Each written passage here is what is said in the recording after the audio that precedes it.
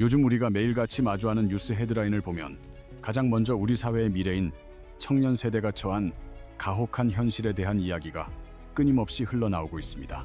극심한 취업난부터 시작해 도저히 감당할 수 없을 정도로 치솟아버린 집값, 그리고 아직 오지도 않은 노후에 대한 막막한 걱정까지 더해져 그 어디에도 희망은 없다는 탄식뿐입니다. 특히 최근 발표된 통계 자료를 깊이 있게 들여다보면 아무런 구직 활동도 하지 않고 그냥 쉰다고 대답한 청년의 숫자가 우리 사회에 거대한 충격을 던져주고 있는 상황입니다. 현재 15세에서 29세 사이의 청년층을 기준으로 보았을 때 일할 의지가 없거나 구직을 포기한 채 단순히 쉬고 있는 인원이 무려 40만 명을 돌파했다는 기록적인 수치가 나왔습니다. 이는 지금의 청년들이 일터에서도 배움의 전당인 학교에서도 자신의 정체성을 찾지 못한 채 사회의 주변부를 떠도는 애매하고 불안정한 상태에 머물러 있다는 것을 의미합니다. 경제협력개발기구인 OECD의 엄격한 통계 기준을 적용하더라도 한국 청년들의 니트족 비율은 약 18% 수준을 유지하며 주요 선진국들 사이에서도 상당히 높은 편에 속하고 있습니다. 이러한 차가운 숫자들만 놓고 본다면 지금의 청년 세대는 마치 인류 역사상 가장 암울하고 기회가 완전히 박탈된 불운한 시대를 살아가는 주인공처럼 느껴질 수밖에 없을 것입니다. 청년들이 체감하는 주거의 벽 또한 결코 낮지 않은데 서울 지역 아파트의 PIR 지수를 확인하면 평범한 가구가 내 집을 마련하는 것이 얼마나 불가능에 가까운지 실감하게 됩니다. 서울에서 중간 정도의 소득을 올리는 가구가 온전히 집 한 채를 사기 위해서는 소득 전체를 한 푼도 쓰지 않고 10.6년 동안 모아야 한다는 것이 현재의 통계적 사실입니다. 하지만 우리가 인간으로서 기본적인 생활을 유지하며 밥도 먹고 살아야 한다는 현실적인 조건을 고려한다면 내 집 마련의 꿈은 수치보다 훨씬 더 아득하고 멀게 느껴집니다. 소득이 늘어나는 속도보다 부동산 가격이 달려나가는 속도가 압도적으로 빨랐다는 이야기는 사회에 첫발을 내딛는 청년들에게 이미 출발선부터 패배했다는 무력감을 심어주기에 충분합니다. 여기에 더해 매일같이 들려오는 저출산 관련 소식은 한국의 합계 출산율이 0.7명 안팎으로 추락했다는 사실을 전하며 우리 사회의 지속 가능성에 대한 근본적인 의문을 던지고 있습니다. OECD 국가들 중에서도 유일하게 출산율 1 미만을 기록하고 있다는 지표는 대한민국이 아이를 낳고 기르기에 얼마나 가혹하고 힘든 환경인지를 전 세계에 증명하고 있는 셈입니다. 상황이 이렇다 보니 청년들 사이에서는 연애와 결혼을 포기하는 것을 넘어 이제는 출산이라는 인류의 근본적인 기쁨까지 완전히 내려놓은 세대라는 자조 섞인 목소리가 나옵니다. 더 나아가 자신의 소중한 꿈과 미래의 가능성, 그리고 지친 마음을 기댈 수 있는 인간관계마저도 삶의 무게 때문에 어쩔 수 없이 포기해야 하는 세대라는 슬픈 수식어가 붙습니다. 그래서 수많은 청년이 우리 세대에게는 더 이상 자산 형성의 기회가 남아있지 않으며 모든 경제적 달콤함은 이미 윗세대가 다 가져갔다는 박탈감 속에 분노를 느끼곤 합니다. 하지만 우리가 여기서 잠시 멈춰서서 시야를 조금만 더 넓게 확장해 본다면 지금까지 우리가 보아왔던 비극적인 풍경과는 전혀 다른 새로운 그림과 마주할 수 있게 됩니다. 사실 청년 세대에게 희망이 없다는 말은 지금만 있었던 것이 아니며 과거 1990년대에도 그리고 2000년대에도 우리 사회를 지배했던 아주 익숙한 담론 중 하나였습니다. 국가적 재난이었던 IMF 외환 위기 직후의 신문 기사들을 찾아보면 앞날이 막막한 청년들이나 취업 절벽에 서 있는 20대와 같은 지금과 소름 돋을 정도로 유사한 제목들이 가득합니다. 놀라운 점은 그렇게 희망이 없다고 불렸던 과거의 세대들도 결국 시간이 흘러 한국 사회의 허리를 지탱하는 중간 세대가 되었고 그 안에서 누군가는 거대한 자산을 일구어냈습니다. 기회 자체가 완전히 사라진 세대는 인류의 역사 속에서 거의 존재하지 않았으며 다만 시대에 따라 그 기회의 모양과 색깔이 조금씩 변해왔을 뿐입니다. 과거에 성공한 사람들은 그 변해버린 기회의 모양을 누구보다 빠르게 알아차리고 남들이 주저할 때 과감하게 앞으로 먼저 튀어나갔던 극소수의 사람들일 뿐입니다. 그래서 오늘 우리가 나누고자 하는 이야기는 단순히 지금 이 시대가 너무나 힘들다는 한탄이 아니라 기회의 흐름이 어떻게 변해왔는지 세대별로 짚어보는 것입니다. 지금의 청년들에게도 분명히 열려있는 문이 어디인지, 그리고 그 문을 열기 위해서는 어떤 무기가 필요한지 우리 함께 차근차근 그 해답을 찾아보도록 하겠습니다. 먼저 우리 부모님 세대의 성공 방정식을 이해하기 위해 시간을 거슬러 올라가 1960년대 이후 한국 사회의 거대한 경제 흐름을 한 걸음 뒤에서 관찰해 보겠습니다. 1960년대 이후 대한민국에서 부를 축적할 수 있는 가장 큰 기회의 문은 아주 오랫동안 우리가 딛고 서 있는 땅이라는 실물 자산을 중심으로 움직였습니다. 산업화 시기의 공장 건설부터 시작해 대규모 아파트 단지의 탄생과 택지 개발 사업 같은 것들이 당시 경제 성장을 이끄는 가장 강력한 엔진 역할을 했습니다. 당시에는 경제가 매년 두 자릿수의 놀라운 성장률을 기록하던 황금기였고, 도시로 수많은 인구가 몰려들면서 도심의 땅값은 자고 나면 무섭게 치솟아 오르던 시절이었습니다. 집을 마련하는 것이 곧 안정적인 노후를 보장받는 길이었고, 집이 곧 계층 이동을 가능하게 하는 유일한 사다리로 여겨지던 아주 특별하고 강렬한 시기였습니다. 그래서 수많은 부모 세대는 주식 투자는 매우 위험한 도박이며 부동산은 결코 주인을 배신하지 않는다는 확고한 믿음을 거의 본능처럼 유전자 속에 새기게 되었습니다. 이러한 부동산 불패의 신화는 자녀들에게도 고스란히 전달되었고, 일단 집부터 사야 한다는 조언을 수십 번씩 반복하며 부모 세대의 경험을 강요하는 배경이 되기도 했습니다. 이제 시계를 조금 더 앞으로 돌려 현재 우리 사회의 중추적인 역할을 담당하고 있는 1970년대생들이 대학을 다니던 시절과 그들이 겪었던 시련을 생각해 봅시다. 70년대생들은 대학 졸업을 앞두고 한국 경제의 가장 어두운 그림자였던 IMF 외환 위기를 정면으로 맞으며 사회생활의 첫 단추부터 매우 혹독한 시련을 겪어야 했습니다. 졸업과 동시에 들려온 입사 취소 통보와 직장인들의 피눈물, 나는 구조조정을 바로 옆에서 지켜보며 그 어떤 세대보다 미래에 대한 극심한 공포와 불안을 경험했습니다. 그 시절을 견뎌온 분들에게 당시의 상황을 물어보면 지금 청년들의 고통도 크겠지만 국가 부도라는 말이 매일 나오던 그때는 정말 세상이 끝난 것 같았다고 말합니다. 하지만 그렇게 암울했던 시기도 결국 지나갔고 2000년대 초중반으로 접어들면서 한국 경제에는 예상치 못한 부동산 장기 상승이라는 거대한 기회의 파도가 몰려오기 시작했습니다. 당시 20대 후반에서 30대 초반이었던 일부 1970년대생들은 결혼과 함께 무리를 해서라도 첫 집을 마련했고, 이것이 그들의 인생을 바꾸는 결정적인 선택이 되었습니다. 사실 그들이 특별히 공부를 많이 해서 부동산을 산 것이 아니라 가정을 꾸려야 한다는 절실한 필요에 밀려내린 선택이 결과적으로 엄청난 경제적 보상을 가져다 주었습니다. 그렇게 마련한 집값이 불과 몇 년 사이에 2배, 3배로 치솟는 것을 목격하면서 부동산만이 자산을 지키는 유일한 길이라는 확신은 더욱 견고하게 뿌리내렸습니다. 결과적으로 70년대생들은 IMF라는 절망의 끝자락에서 부동산 상승이라는 거대한 희열을 동시에 경험하며 자산을 축적한 세대로 기록되었고, 이제 우리는 다음 세대를 바라봅니다.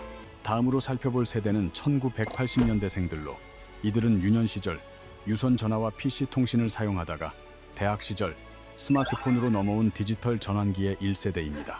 이 세대가 사회의 첫 발을 내디딜 무렵 마주한 거대한 사건은 전 세계 경제를 뒤흔들었던 2008년 글로벌 금융위기라는 거대한 파도였습니다. 당시에는 주식시장이 무너지고 집값이 꺾이면서 많은 전문가가 이제 부동산의 시대는 완전히 끝났으며 집을 사는 것은 손해라고 입을 모아 말하던 시기였습니다. 실제로 주요 단지의 아파트 가격이 20% 넘게 빠지기도 했지만 시간이 흐른 뒤 돌아보니 그 시기는 역설적으로 다음 상승장을 위한 최적의 저점 구간이었습니다. 당시 남들의 말에 휘둘리지 않고 조용히 자산을 모아 집을 샀던 일부 80년대생들은 10년 뒤 전혀 다른 차원의 자산을 형성하며 앞서 나가기 시작했습니다. 또한 1980년대생들은 이전 세대와 달리 글로벌 금융시장의 흐름에 상대적으로 훨씬 일찍 노출되고 익숙해진 세대라는 중요한 특징을 가지고 있습니다. 이들에게는 해외 주식이나 ETF 같은 투자 용어들이 더 이상 낯선 단어가 아니었으며 자신의 자산을 전 세계 시장으로 확장하는 데 주저함이 없었습니다. 어떤 이들은 한국의 부동산과 미국의 우량 주식을 동시에 보유했고, 어떤 이들은 매달 받는 월급의 일부를 꾸준히 해외 자산에 쌓아 올리며 포트폴리오를 다변화했습니다. 이제 그 다음 세대인 1990년대생들을 살펴보면 이들은 태어날 때부터 인터넷이 공기처럼 존재했던 진정한 디지털 네이티브로 그 출발선부터가 앞선 세대와 다릅니다.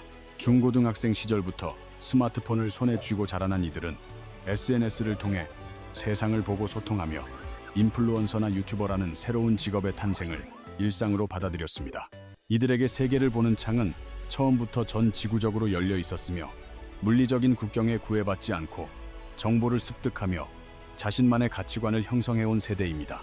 하지만 주거 문제라는 현실적인 벽 앞에서 90년대생들은 앞선 세대들에 비해 상당히 불리하고 가혹한 출발선에 서게 된 것이 부정할 수 없는 사실입니다. 사회에 나와 본격적으로 시드머니를 모으기 시작했을 때 이미 서울의 집값은 한 차례의 거대한 상승 곡선을 그리며 저 멀리 달아나 버린 뒤였기 때문입니다. 특히 2020년 이후 불어닥친 초저금리와 유동성 확대 국면에서 수도권 아파트 가격이 다시 한번 폭등하며 90년대생들이 느끼는 심리적 장벽은 더욱 두꺼워졌습니다. 그래서 이들은 집으로 자산을 불린 7080세대를 보며 우리 세대는 이미 기회를 놓쳤고 영원히 따라잡을 수 없다는 깊은 좌절감과 패배감에 빠지기 쉬운 구조입니다. 그러나 절망적인 부동산 시장의 이면에는 오직 90년대생 이후 세대에게만 강력하게 열려있는 전혀 새로운 기회의 문이 존재하는데 바로 디지털 자산 시장입니다. 그 새로운 기회의 파도를 상징하는 가장 극단적인 사례가 바로 비트코인이었으며 이는 전 세계적인 금융 패러다임의 변화를 몰고 온 사건이었습니다. 2015년 초 200달러 안팎이던 비트코인 가격이 2021년 11월 69, 0달러 근처까지 치솟는 과정은 자산 가치가 수백 배로 뛰는 전무후무한 현상을 보여주었습니다. 물론 그 과정에서 버블의 붕괴를 경험하며 수많은 사람이 큰 손실을 입기도 했지만 분명한 것은 이 시장에서 가장 적극적으로 움직인 것은 청년 세대였다는 점입니다. 디지털 자산과 글로벌 테크 주식 시장의 급등 구간에서 2030세대는 누구보다 과감한 레버리지를 활용하며 새로운 자산 형성의 가능성을 스스로 증명해냈습니다. 각 세대마다 기회가 열리는 자산의 종류가 달랐음을 정리해보면 부모 세대는 땅과 아파트, 7080세대는 부동산과 금융에 집중하며 부를 쌓아왔습니다. 앞선 세대가 모든 기회를 독점하고 우리는 남은 것이 없다는 비관적인 시각에서 벗어나 우리 세대에게만 열려있는 새로운 문을 찾아야 합니다. 여기서 우리가 경계해야 할 심리적 함정은 지표상의 수치보다도 타인과 나를 비교하는 속도가 압도적으로 빨라진 SNS 환경에 노출되어 있다는 사실입니다. 스마트폰을 켜기만 하면 또래들의 화려한 성공 사례가 실시간으로 쏟아지며 억 단위 자산 인증부터 외제차까지 타인의 일상이 내 눈앞을 쉼없이 지나갑니다. 하지만 우리가 보는 화려한 장면들 중 상당수는 부모 세대의 자산을 물려받았거나 혹은 확률적으로 매우 희박한 극단적인 성공 사례일 가능성이 큽니다. SNS 타임라인은 평균적인 삶의 모습이 아니라 1등과 꼴찌의 모습만을 극적으로 보여주며 우리로 하여금 현실을 실제보다 더 어둡게 왜곡하게 만듭니다. 타인과 비교를 멈추고 세상이 끝났다는 프레임 대신 구조가 어떻게 바뀌고 있는지로 시선을 돌리면 이전에는 보이지 않던 새로운 기회들이 보이기 시작합니다. 우선 노동시장을 보면 대기업 정규직 일자리는 줄어들고 평생 직장의 개념이 사라진 대신 프로젝트 단위로 움직이는 전문가 집단과 프리랜서 시장이 성장하고 있습니다. 이제는 내가 어느 회사에 소속되어 있느냐보다 어떤 고유한 스킬과 레퍼런스를 보유하고 있느냐가 개인의 경제적 가치를 결정하는 가장 중요한 척도가 되었습니다. 사업의 판도 또한 공장이 큰 기회였던 과거와 달리 이제는 노트북 하나와 몇 대의 서버만으로 시작할 수 있는 소프트웨어와 플랫폼 기반 사업이 주류입니다.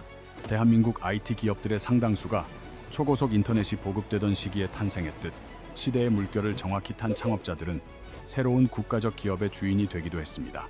그 뒤를 이은 스마트폰과 앱 생태계의 등장은 배달 모빌리티와 커머스 등 수조 원 가치의 회사들을 만들어내며 우리 사회의 경제 지도를 완전히 새롭게 그렸습니다. 최근 몇 년 동안은 크리에이터 경제와 퍼포먼스 마케팅이라는 또 다른 거대한 물결이 밀려오며 개인이 하나의 브랜드가 되어 수익을 창출하는 시대가 열렸습니다. 이제 SNS 채널 하나가 과거의 거대한 백화점이나 방송국과 같은 역할을 수행하며 기업들의 광고 예산도 개인 채널과 인플루언서에게로 급격히 이동하고 있습니다. 이 모든 변화의 핵심은 기회가 완전히 사라진 것이 아니라 그 위치와 모양이 디지털과 글로벌이라는 새로운 영역으로 완전히 이동했다는 사실을 깨닫는 것입니다. 그렇다면 지금의 2030세대가 현실적으로 잡을 수 있는 기회는 무엇인지 부동산과 금융, 그리고 사업이라는 세 가지 핵심 축으로 나누어 정리해 보겠습니다. 먼저 부동산의 경우 부모 세대처럼 집 한 채만 사면 인생이 끝난다는 과거의 공식은 서울의 높은 PIR 지수 앞에서 더 이상 유효하지 않습니다. 따라서 시드머니를 먼저 모으고 시간을 내 편으로 만드는 전략이나 수도권 외곽 또는 지방 핵심지부터 단계적으로 진입하는 새로운 게임 규칙을 설계해야 합니다.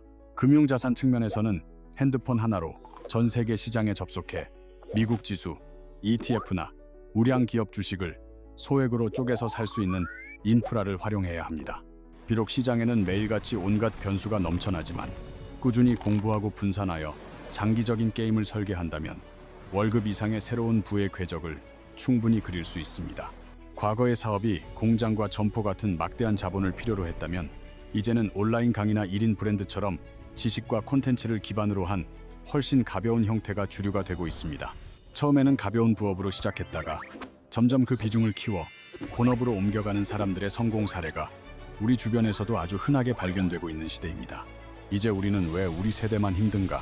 라는 자조 섞인 질문을 던지기보다 지금 내 세대에서 내가 가질 수 있는 특히 유리한 무기는 무엇인가를 치열하게 고민해야 합니다.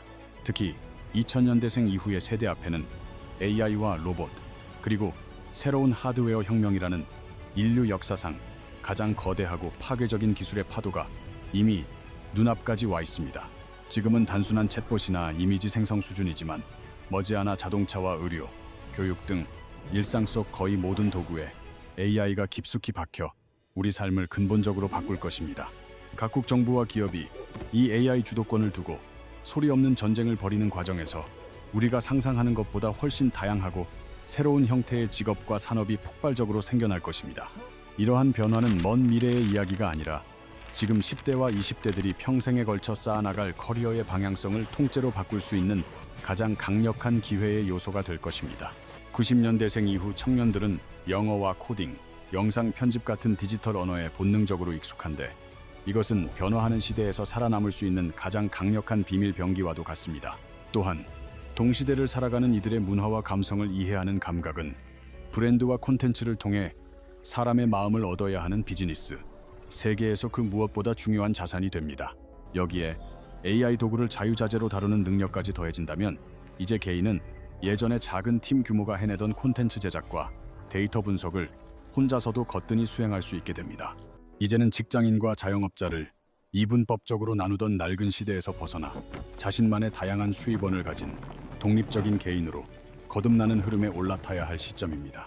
실천을 위해 가장 먼저 해야 할 일은 자신의 디지털 감각과 언어 능력, 그리고 어떤 플랫폼에 밝은지 구체적인 목록을 적어보며 나의 세대적 강점을 객관화하는 것입니다.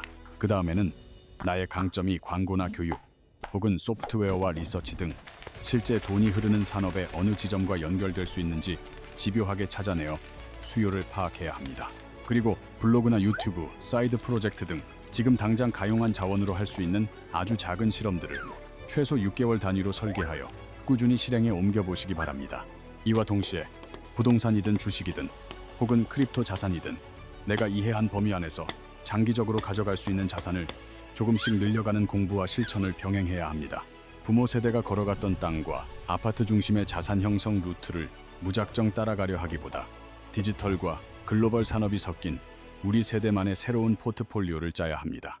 또한 나보다 더 어린 세대를 단순히 경쟁자로만 여기지 말고 그들이 열광하는 문화와 플랫폼을 관찰하며 미래의 비즈니스 파트너로서 그들을 깊이 있게 이해하려 노력해야 합니다. 위기의 순간에도 공부와 관찰을 멈추지 않고 살아남을 규칙을 만든 소수의 사람들이 결국 다음 시대의 평균을 바꿔놓았다는 역사적 사실을 우리는 잊지 말아야 합니다. 기회는 사라진 것이 아니라 그 위치와 모양이 바뀌었을 뿐이라는 믿음을 바탕으로 나는 반드시 그 기회를 찾아내는 쪽에 서겠다는 강력한 다짐이 지금 우리에게 필요합니다. 이제 여러분은 스스로를 끝난 세대가 아니라 새로운 판을 짜는 세대라고 정의하며 여러분만의 멋진 여정을 당당하게 시작하시길 진심으로 응원하며 이 이야기를 마칩니다.